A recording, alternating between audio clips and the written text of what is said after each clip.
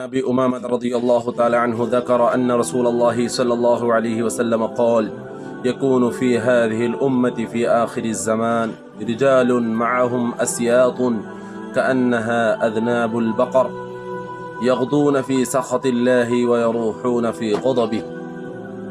حضرت ابو امامہ رضی اللہ تعالی عنہ بیان کرتے ہیں کہ نبی کریم صلی اللہ علیہ وسلم نے فرمایا، اس امت کے اندر آخری زمانے میں کچھ لوگ ایسے ہوں گے جن کے پاس گایوں کی دموں کے جیسے کوڑے ہوں گے۔ یہ ظالم اللہ کی ناراضی کی حالت میں صبح کریں گے اور اس کے غضب کے حالت میں شام کریں گے۔